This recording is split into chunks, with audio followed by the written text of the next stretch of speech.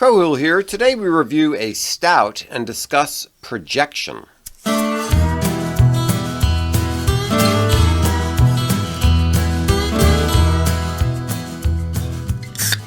Hello and welcome to Beer and Conversation with Pigweed and Crowhill. Good evening, Pigweed. Good evening, Crowhill. Hey, what's on your mind today? Yes, projection. Yeah. I remember back in the day, the only way to have a big screen TV was to have that projection TV. So there was this mounted on the roof and it was like shined on the wall. Now a TV can be as wide. Have you seen this? Now those flat screens are as wide as a stadium. They have them in stadiums, yeah, and I've thought about getting one of them, but that's projection. Yeah, that's not the kind of projection we're talking about. Well, I don't. Well, what do I do with all these notes about Samsung and? Well, you just have to set those aside because the projection we're talking about is a defense mechanism where people take their own internal conflicts and problems and flaws and everything and push them onto other people as a way to justify themselves. Oh, that kind of projection. It's a Freudian thing. It's okie dokie, Mr. Freud. So, I've always pronounced it Freud. Freud? Is that not probably? I don't know. It sounds like a good idea. That's why people didn't know what I was talking about. Yeah. Why do we have to pronounce it the way he did? Okay. All right. Yeah. So take those notes and set them aside. Yes. Okay. So that's the wrong kind of projection. But I do have something for you here. Snow Pants Oatmeal Stout. Ooh. Now, I am a little worried about drinking an oatmeal stout because recently there's been news that oats have this particularly bad pesticide in high numbers, and it's like affects fertility. Not that either you or I are particularly worried about our fertility at this time of our life, but I think the fermentation process will probably that's it. We'll clear that right out. Cleared it right out. Right. So here we've got just a pair of snow pants on the can, stomping through a Baltimore City row house neighborhood. Yes. And yes, because that comes from Union, right up the street. Right yes. up the street there in Hamden in Baltimore. And this is a serious beer. It's an 8.5%. Oh, I had no idea. And it says that it's with roasty chocolate flavor, rich dark malt, and then a creamy body from the oats. Oats do tend to add some mouthfeel, yeah? Yes, some mouthfeel. They also give it a good head, typically. And it says a generous addition of Cascade and Columbus hops provide a balance with a piney flavor. Now, would you get any piney flavor in this? I'd have to say that it's at 8.5 with all these grains, malts. all these malts. I'm not getting any hop flavors except for the bitterness. Nothing particularly piney, which it's a kind of a nice idea. Wouldn't mind that, but I'm not getting it here. But I'm getting all the other things. I'm getting the chocolatey. I'm getting the roasty. I'm getting just the tiniest touch of a piney flavor. I wouldn't have noticed it unless they suggested it. But after you swallowed in the aftertaste, I'm getting a touch of it, but.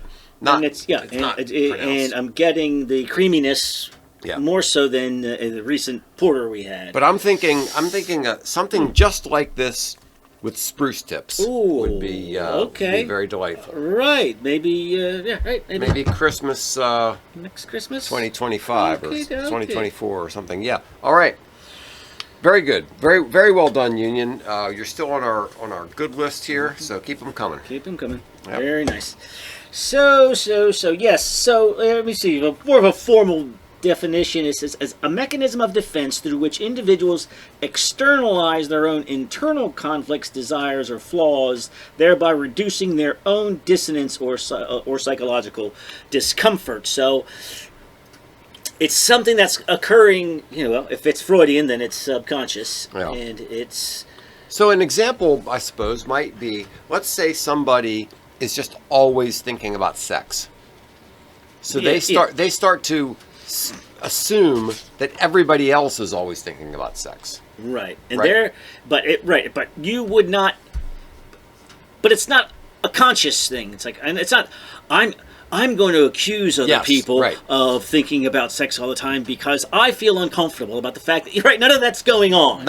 What's really going on is they're taking their internal struggles and assuming everybody else has them as well. Yes, I've often wondered if this is the case where if your wife starts all of a sudden questioning your fidelity, right, and she's accusing you, and she's very jealous, very suspicious, it might be the case that she's the one that's cheating. Yeah. Right? So because she's uncomfortable about it, yeah, and so she's projecting it onto you. So this is part of a family of defense mechanisms, which include, denial, sure, and repression, rationalization. Right? So you don't.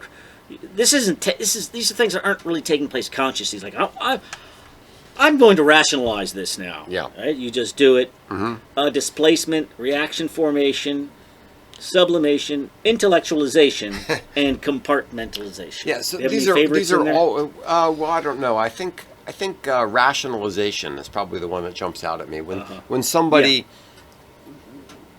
Yeah. A flaw in their character or in the way they're behaving is brought to the surface, and then they try to rationalize it away. Yeah, that's very common. Very common. And so back to this old, but let's just focus on projection. Yeah. In this case, it's when you're taking what you're doing or a problem that you have, and you're assuming that you're projecting it on everybody else. Right. Let's just say there was a political party. Yeah. That spent 4 years saying, illegitimate president, not my president, Russian collusion. Right. Stacey Abrams is the real governor. Glenn Youngkin is not the real governor. And then after having said all of that and done that for 4 years, they turn around and they go, why are Republicans such election deniers? Yeah. So I'm starting to wonder if there's one party that is the party of projection. So there's two ways to look at that. There's the question of is it in a Freudian sense that they have this flaw and they're projecting that flaw on other people, or is it a conscious deliberate choice to say now supposedly there's this quote, accuse the other side of that which you are guilty, which has been apparently, a lot of people think it's Saul Alinsky, but it's apparently been attributed to Lenin and Marx, Joseph Goebbels. It's been yes, and so as far as Saul Alinsky goes, this is how in Rules for Radicals, which is just, this is something that the Clintons and the Obamas, this is just something you internalize in college. Okay. You read it, and it's just part of how you see the world, and it's called Rules for Radicals. And so, yes, using very similar language, he says, accuse your opponent of what you are doing to create confusion and to inculcate voters against evidence of your own guilt. So if you can get them, right, so I am clearly an election denier, but what I need to do is refocus their minds by repeatedly calling the other side so that you won't notice it in me. In a way, it's like gaslighting. Yes, it's right. Gaslighting before we discovered the term gaslighting. Right. But I like, how about when it comes to political violence? Oh, you mean, you must mean the Black Lives Matter rallies and when they were burning down police stations and starting fires? Antifa and Chaz and random attacks on police and, looting, burning down buildings. But somehow white nationalists, somehow those are the biggest domestic terror threats. Right. So after promoting this for an entire year, as soon as you get power, you focus the DOJ, the FBI, and the military to focus on white supremacy and neo-Nazis as the greatest threat, the greatest violent threat to America. Well, yeah, it's not just them. It's also like Catholics who have 5 kids and. There are attacks on churches, attacks on pregnancy centers that won't kill babies. Yeah. So all of this violence on one side, and they say no one can be safe from the neo-Nazis And it is a clever tactic because especially if you have the media as the loudspeaker that's keeping your attention. It's kind of like what a magician does. Keep your attention over here so you don't realize I'm picking your pocket over here. Right. Yeah. So is the willing stooge or the useful idiot doesn't realize that they're being used, or if you're just completely complicit, it achieves the same end. But it's interesting. I think some of the more clever politicians actually know that's what they're doing, and then they have a bunch of useful idiots who go along with them and promote their talking points. And I don't think a lot of the bubble-headed beach blondes on the TV actually know anything. They're just kind of going along with the narrative because that's what they've been told. That's the paper. And it's the bubble that you live in. Yeah. Right. So you're like, wait a minute, everybody knows, right? It's the old everybody knows. Yes. Well, yes, everybody in your circle of friends knows. That's right. And so what about when one party calls the other party a threat to democracy, and the party that's making the accusation tried to take down an elected president, right? Calls all efforts to tighten elections to make them harder to cheat. Those are called voter suppression and Jim Crow 2.0. So if you don't vote for one party, if you don't vote for the Democrats, democracy is at stake. There's only if we don't have a one-party state, democracy is doomed. Yeah. So you have some interesting things where like Joe Biden is saying things like if you don't vote for me, you're not black or something like that. Like that. But there's all these weird things going on. They have Fani Willis, who's saying that it's a threat to democracy for people to question her. You're right. So she's an elected official. Yeah. And if you say, I think you're hopelessly corrupt and incompetent, that's a threat to democracy. Because I guess what she's saying is, because I was voted in, I get to do anything I want. That how that kind of democracy works. Yeah. No, it doesn't. No, it doesn't really work like that. Think of democracy. So that's how you look at if you can't change the laws to favor my party, and if you object to me changing the laws to favor my party, you're a threat to democracy. Yeah, a lot of this threat to democracy, like they're saying, if Trump gets elected, this will be the last election ever, and that kind of stuff. Like, where do they get this? They're just making this stuff up. We already had Trump was president for 4 years. He didn't do any of these things. Some of these accusations, I'm thinking, all right, I get how you might have said that 8 years ago, but if you're old enough to remember, back in 2016, 2017, you'll notice that none of those things happened. Yeah, But it didn't stop you from saying it then. How could you possibly be repeating it now? And how is anybody listening to you? And I don't want to be put in a position of defending Trump, but Trump says a lot of crazy, stupid things. Remember in the debate when he said that Hillary Clinton said something and Donald Trump said, "Yeah, because you'd be in jail." Remember that? He basically threatened in that debate that if he became president, he would put Hillary Clinton in jail. Well, you know what? 4 years went by. Hillary Clinton was never in jail. Yeah. So there's a big disconnect between stupid things Trump says and what he actually does. But the liberals are fixated on the stupid things that he says, without any reference to the things that he actually do you remember when we discussed the difference between how liberal supporters and haters view Trump, and it was that supporters take Trump seriously but not literally, yes, and the detractors take him literally but not seriously. Yes. So what he said, so they're like all this dictator stuff, and then Trump he said, you know what? When I become president, I'm going to be the dictator. But just for one day. Pause. Just for one day. And they lost their...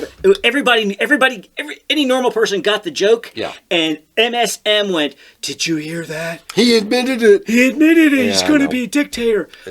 Just for one day. But I said, oh, shut up. I know. It's pretty amazing. But it is funny. It's kind of... I have a friend who said, whenever I hear somebody, he was talking in a business sense. This was in a business conversation. He said, whenever I hear somebody talking about values and morals and ideals, I always make sure I have a good hold on my wallet. That he's afraid that they're using that as a distraction. I think it's just generally good as a principle. When somebody starts making an accusation, you should stop and think, are they making that accusation to hide something? Yeah. Well, that would, in a Freudian way or in a suspicious Solinsky way. Just in a strategic way. Right. Just kind of like, it's sort of like the follow the money. There are certain rubrics that you can apply to different things. Follow the money is a good rubric to figuring out what's really going on. When somebody's making an accusation, you should just stop and say, why are they making? They might be making that accusation because it's true, or they might be making that accusation for some completely different reason. Right. Yeah. It could be red herring. It could be deflection. It could be projection. Yeah. Yes. So, how about when one party? How about hate has no home here? The implication that the other party of deplorables is so right. Well, basket of deplorables. Yeah, they're a basket of deplorables. That the other party. I mean, we're just all about love and tolerance. Yeah, sure. And the other party is so full of hate. But how they define hate is if you don't agree with what I'm saying. So that's why hate speech is actually just speech I hate. Yes. So in this case, if I oppose what you're doing, then you accuse me of hatred. So if one party says drag shows for children is a bad idea, well, that's anti-trans hatred.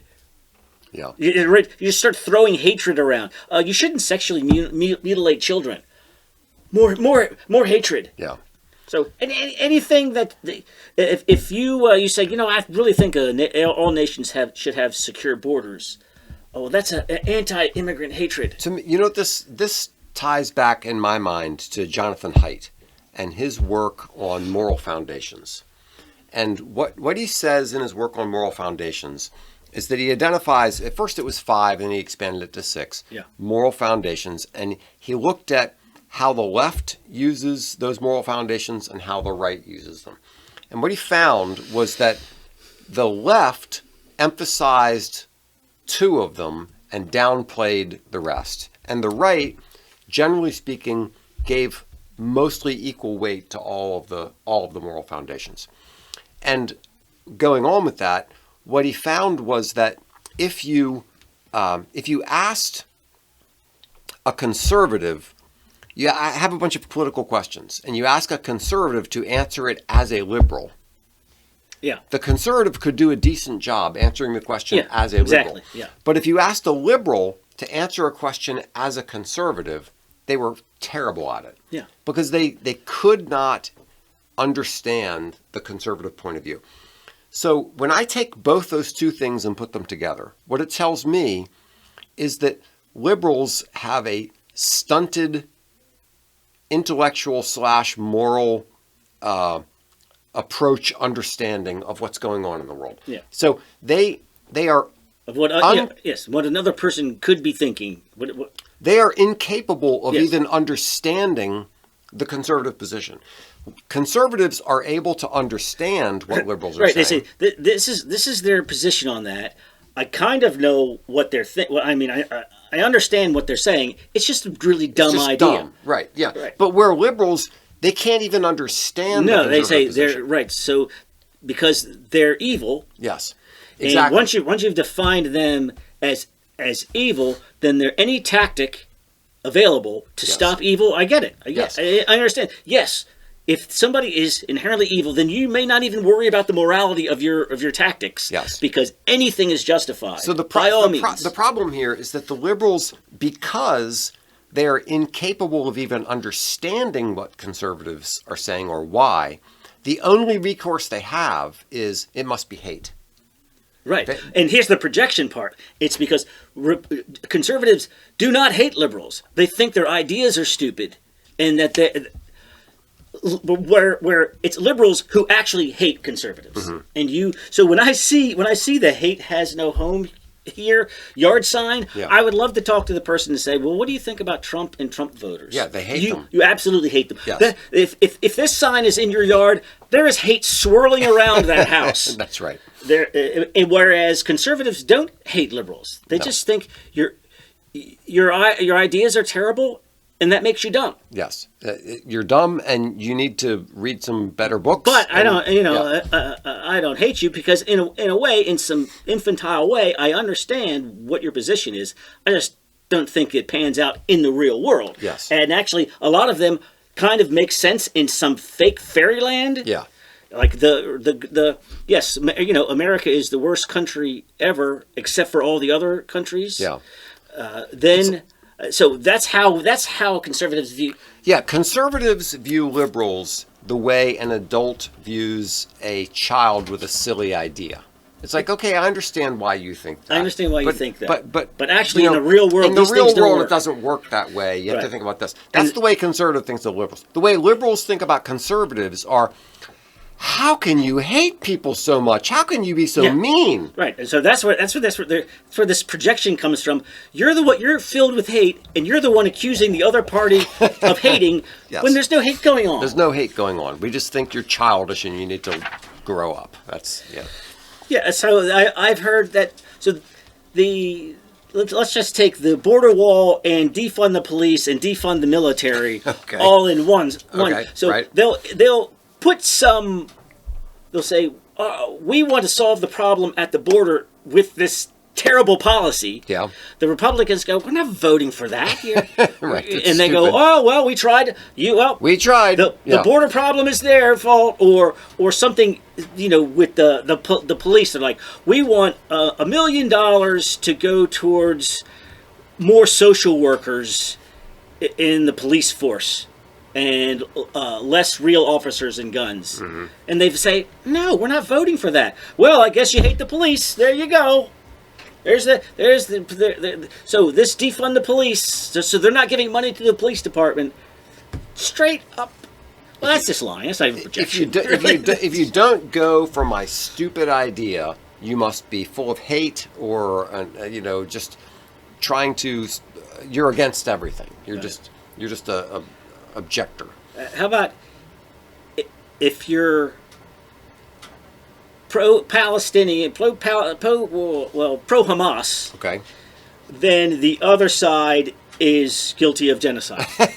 Right. You're what Hamas wants is the actual death of all Jews, and being opposed to that makes you pro-genocide. Yeah. So how projection is that? The October 7th, not October 7th. What was it? Yeah, you're right. That's it. October 7th. Yeah. Okay. That event, it can't be October 7th. It wasn't that far back.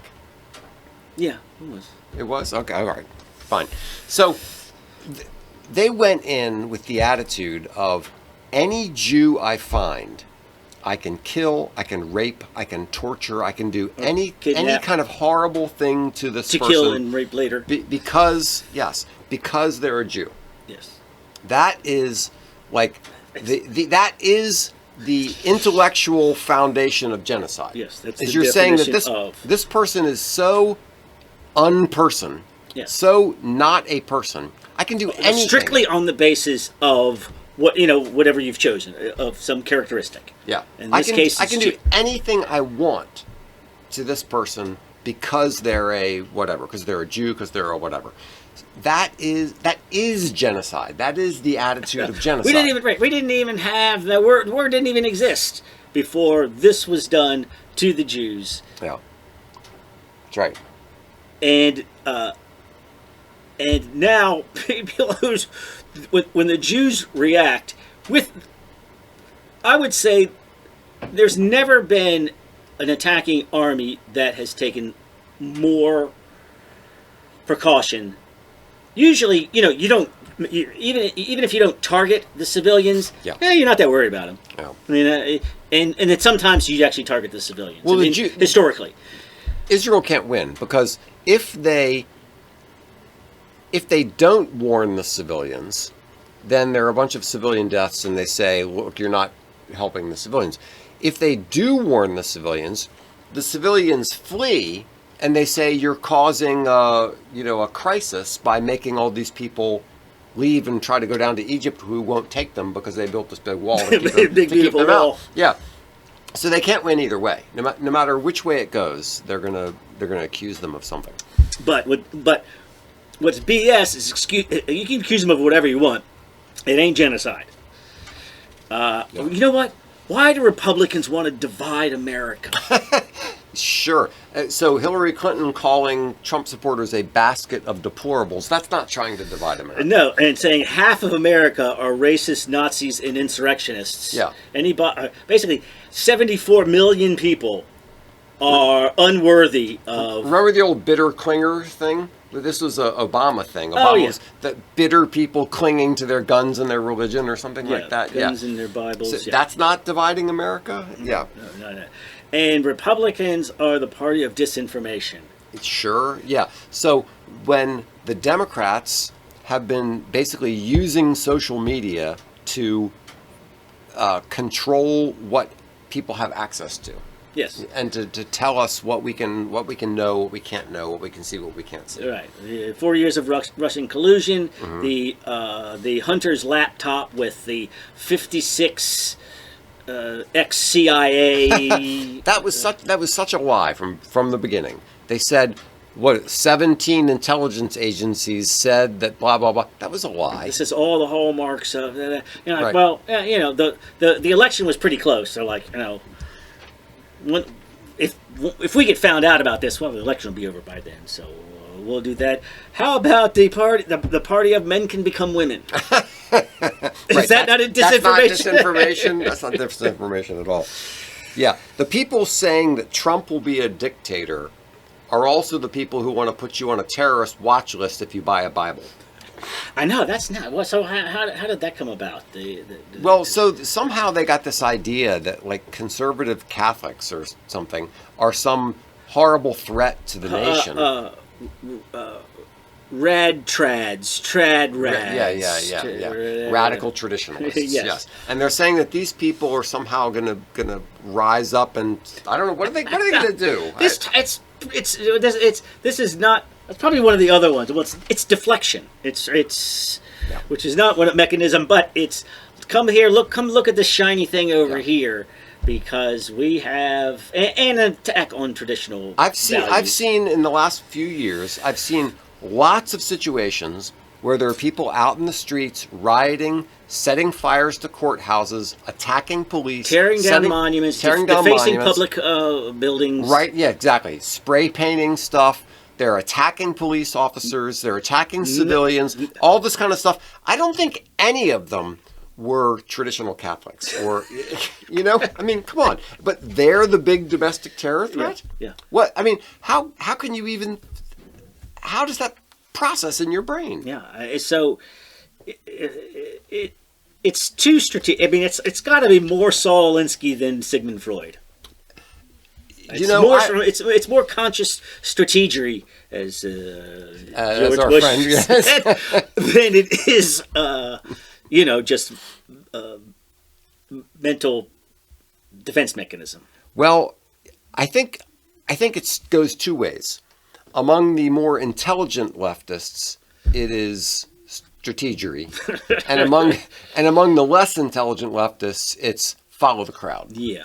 It is. It's just like a knee-jerk reaction. You've been well trained, and that's the way you deal with things. Yes. So I just, as you said, maybe look at everybody this way when their accusations are too convenient or too Shakespearean. The lady doth protest too much, methinks. Yes, and the origins are Hamlet. Yes, yeah. The play within the play. Yes, the play within the play. In Hamlet, Queen Gertrude said that in response to the play within the play. Yeah, right. So when you see all of a sudden, and I remember Rush Limbaugh always used to do these montages of pack mentality. Okay, it's like there would be some nobody's ever talked about X before. Yeah. And then it's like it's like either there's talking points being passed out in a Yeah. smoke-filled room, Right. or they just turn around and go, "Hey, did you hear what they said on NBC? I think we should say that too." And it was just, like Yeah. I There is- remember I never heard the word gravitas before until one person used it, and then Rush Limbaugh plays. Watch this. Over in a matter of 24 hours, everybody's Everybody's saying gravitas. Yeah. Right, it's like, oh, I see what's going on here. Yeah, so it could be you've got the string pulling Saul Alinsky going on at one level, and then you've just got dog pack. Well, there's a couple of different problems there. One is corporate ownership of media. Yeah. So you have some big company that owns 75 different media outlets, and they send out, this is the script you will say in the 5 o'clock. But they do try to at least limit ownership per. I don't know what's it called. Media market. Right. per market. Mm-hmm. So, but that doesn't mean that you can't own the most important one in every market. But there's also this weird phenomenon, and I've been wrestling with how to understand this. There's this weird phenomena of there's like a spirit of the age or an attitude that just gets collectively appropriated. The people just latch onto it, Yeah.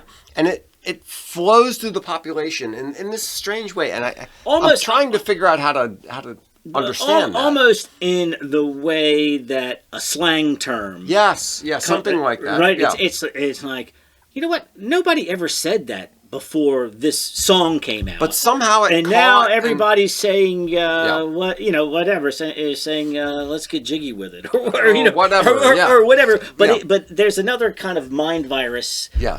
that of an idea. Mind virus. That's the question. How does that happen? I would. And it's I'm hard to curious figure out about like what exactly is the kernel which What's the makes trigger? thing. Yeah. Viral is both a term in itself that has gone viral. Is a term itself that's gone viral. Yes. And it's good. Well, it comes to with the mind virus. All right. So much for Anywho, projection. What else we yes. got? Going How on about a man of the week? here? Yeah. So I have a man of the week who is more man than most men. And that's Ann Coulter. Yes. Yes, she's got a set on her. That's for sure. So Ann Coulter is on the Bill Maher show, and they're talking about the Kansas City shooter. Remember, after the Kansas City Chiefs won the Super Bowl, there was a party for celebration, and there was a shooting at that People thing. just couldn't And Ann hey, Coulter- we're going to a party. Let's bring guns. And Bill Maher said something like, well, we don't know who the shooter is. And Ann Coulter said, well, we know one thing, and that's that they're not white. Yeah. And Bill Maher and the other guy on the show, I can't remember they were both like, how could you say such a crazy, stupid thing? Right. That's ridiculous.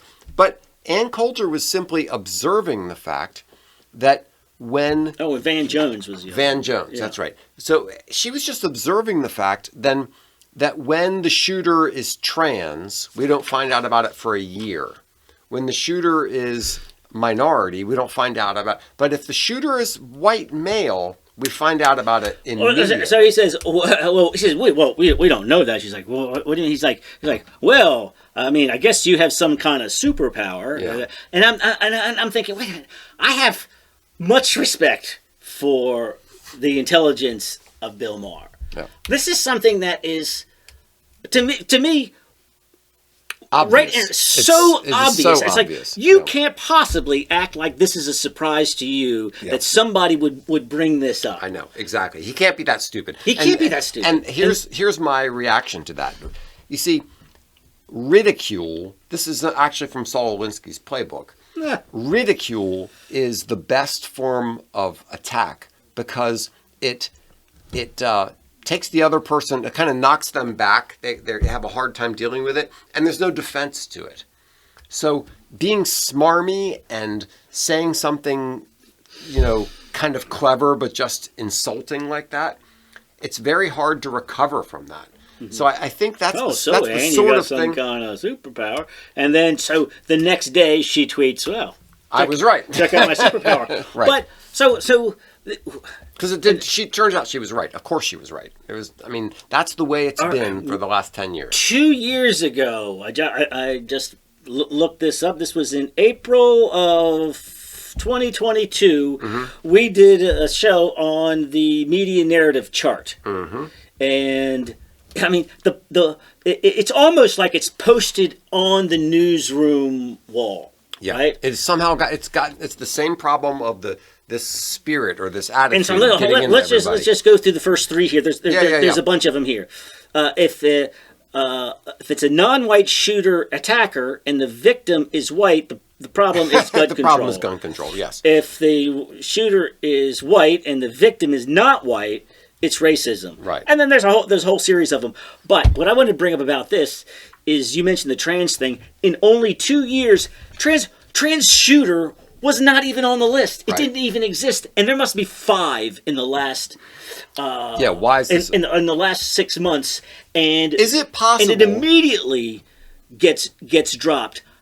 When that shoot on Super Bowl Sunday, I texted you. They're Joel Osteen's church. Yeah. I said, you watch.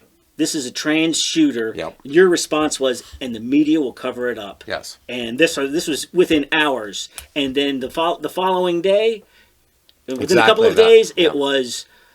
They called Jeff the woman, she and her, because they did not want to get into which normally you would reserve the fact, right? Well, we don't know how the person identified. Yep. In this case, they definitely wanted you to know there was a she or a her, so that we don't have to get into this whole trans bit. Then it comes out, it's he goes by she goes by Jeffrey, and and wow, did that story go away fast? So why would anybody be surprised that when you start injecting people with a bunch of crazy hormones, contrary to the way their body actually works, and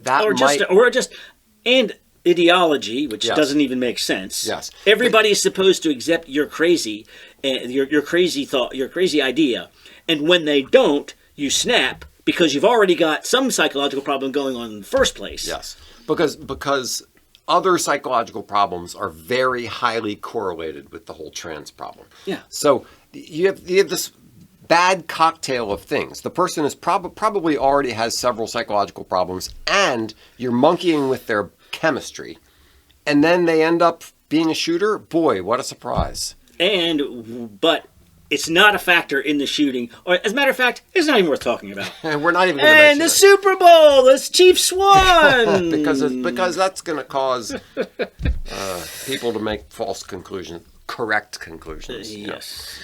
AKA. All right, so Ann Coulter, you are the man of the week. Superpowers. Thanks so much for listening to Beer and Conversation with Pigweed and Crowhill. Remember to visit us at pigweedandcrowhill.com or send us an email at pigweedshow@gmail.com.